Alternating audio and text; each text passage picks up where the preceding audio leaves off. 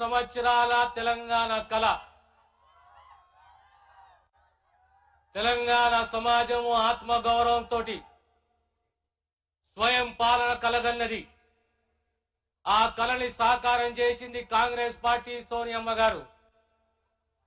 కానీ 9.5 సంవత్సరాలలో మన స్వేచ్ఛని హరించి నానా తిప్పలు పెట్టి తెలంగాణ రాష్ట్రాన్ని, తెలంగాణ సమాజాన్ని సుమారు 7 లక్షల కోట్ల రూపాయల అప్పుల పాలు చేసి ఓ కుటుంబ పాలనతోటి, ఓ నియంతృత్వంతో తెలంగాణ యువతని బలిగొన్న కుటుంబానికి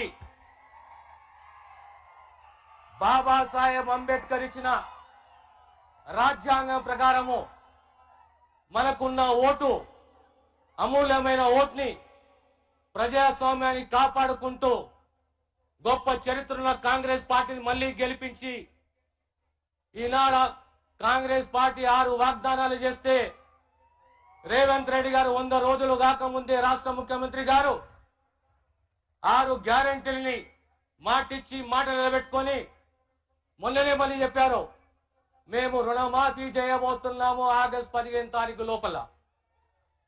ఆ మాటకు కట్టుబడి ఉంటాము. కానీ ప్రజాస్వామ్యంలో అన్నిట్లో ముఖ్యమైనది ఏంటంటే ప్రజాస్వామ్యము, అందులో ఓటు. ఆ ఓటు హక్కు ఇచ్చింది మనకు బాబాసాహెబ్ అంబేద్కర్. రాజ్యాంగంలో రిజర్వేషన్ ఇచ్చింది మనకు బాబాసాహెబ్ అంబేద్కర్. ఒక రిజర్వేషన్ వల్ల ఈరోజు దామోదర్ రాజనరసింహ శాసనసభ్యుడు అయిండు, మంత్రి అయిండు, ఉప ముఖ్యమంత్రి అయిండు, మళ్ళీ ఈ రోజు మంత్రి అంటే కేవలం బాబాసాహెబ్ అంబేద్కర్ వల్లనే. ఒకసారి మనం ఆలోచన చేసుకోవాలి. దళితులమే గాని, బీసీలమే గాని, మైనారిటీలమే గాని 10 సంవత్సరాల బీజేపీ పాలన, మోడీ పాలన, ఈ 10 సంవత్సరాల పాలనలో మళ్ళీ వచ్చి మోడీ సర్కార్, బీజేపీ పార్టీ ఏమడుగుతున్నదంటే ఇంకొకసారి మాకు అవకాశం ఇవ్వండి, 400 సీట్లు మాకు ఇవ్వండి అని అడుగుతున్నదని. దీని వెనుక ఉన్న మర్మం ఏంది? దీని వెనుక ఉన్న కారణం ఏంది? దీని వెనుక ఉన్న రహస్యం ఏంది? 400 సీట్లతోటి ఏం చేయబోతున్నారు అంటే రాజ్యాంగాన్ని మార్చబోతున్నారు. మనకు ఇచ్చిన రిజర్వేషన్ ని రేపు కాల రాయబోతున్నారు అని ఒక్కసారి మీరు ఆలోచన చేయాలి, జాగ్రత్త పడాలి. 75 సంవత్సరాల రిజర్వేషన్ మనకు, 1000 సంవత్సరాలు మనం అనగదొక్కిర్రు. ఈ రోజు మళ్ళీ 400 సీట్లు బాబాసాహెబ్ అంబేద్కర్ మనకిచ్చి ఈ 400 సీట్లు ఒకవేళ ఇట్లా బీజేపీ వస్తే రేపు రాజ్యాంగం మారబోతున్నది, మన సమాజం ప్రమాదంలో పడబోతున్న విషయాన్ని సవినయంగా మీకు తెలియజేస్తున్నాను. మనమందరం అప్రమత్తంగా ఉండాలి, జాగ్రత్తగా ఉండాలి. దళితులే గాని, బీసీలే గాని, ఓబీసీలే గాని, మైనారిటీసే గాని ఈరోజు సమైక్యంగా ఈ దేశాన్ని కాపాడే బాధ్యత మనపై ఉన్నది. కనుక మీ అందరితోటి కోరేది ఒక్కటే, మీరందరూ కూడా ఈ రోజు మన నాయకుని ప్రసంగం గురించి వెయిట్ చేస్తున్నారు. కానీ నాది ఒక్కటే విన్నపం, మీకు దళితునిగా, ఒక శాసనసభ్యునిగా, ఒక సీనియర్ నాయకునిగా, ఒక రాజకీయవేత్తగా, ఒక ప్రజా నాయకునిగా రాజ్యాంగాన్ని కాపాడుకునే బాధ్యత మన పైన ఉన్నది. రిజర్వేషన్ ని కాపాడుకునే బాధ్యత మన పైన ఉన్నది. ఈ దేశాన్ని కాపాడింది, సామ్యవాదాన్ని తెలియజేసింది, సిద్ధాంతాన్ని నిలబెట్టుకున్నది, ప్రజా సేవలో ఉన్నది కాంగ్రెస్ పార్టీ. 6 గ్యారెంటీల్లో 5 గ్యారెంటీలు ఇంప్లిమెంట్ చేసింది కాంగ్రెస్ పార్టీ. రాబోయే కాలంలో యావత్ దేశంలో కాంగ్రెస్ పార్టీ మళ్ళీ 5 వాగ్దానాలు చేసింది. ముఖ్యంగా పేదవాని ఆర్థిక సామాజిక స్థితిగతుల గురించి ఒక సర్వే కావాలి, కులగణన కావాలి. అదే రకంగా మహిళలకు 50% రిజర్వేషన్ కావాలి. అంగన్వాడీ టీచర్లే గాని, హెల్పర్లే గాని, ఆశా వర్కర్లే గాని వారికి 2 జీతభత్యాలు పెంచాలి. 30 లక్షల మంది కేంద్రంలో ఉద్యోగాలు కల్పించాలి. ఈ రాష్ట్రంలో కాంగ్రెస్ పార్టీలో ఇంకా 4 సంవత్సరాలు 8 నెలలే కాదు, రాబోయే 10 సంవత్సరాలు కాంగ్రెస్ పార్టీ పాలన ఉంటుంది. మీ ఆశీస్సులతోటి కాంగ్రెస్ ఏదైతే వాగ్దానం చేసిందో ఖచ్చితంగా ఆ వాగ్దానం నిలబెట్టుకుంటది.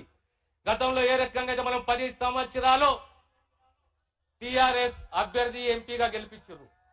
కానీ 10 సంవత్సరాలలో మనకు ఒరిగింది ఏమి, చేసింది ఏమి అనేది మనం ఒక్కసారి ఆలోచన చేయాలి.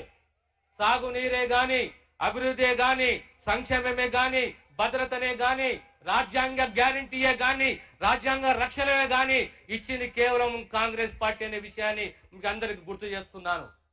కనుక రాబోయే మే 13 జరిగే ఎన్నికల్లో బాబాసాహెబ్ అంబేద్కర్ మనకిచ్చిన అమూల్యమైన ఓటు అన్నిట్లో కీమ్తి అనేది, అన్నిట్లో అమూల్యమైనది. మన భవిష్యత్తు, మన పిల్లల భవిష్యత్తు, మన కుటుంబము, మన గల్లీ, మన గ్రామము, మన ప్రాంతము, మన రాష్ట్రాన్ని కాపాడే బాధ్యత మనపై ఉన్నది.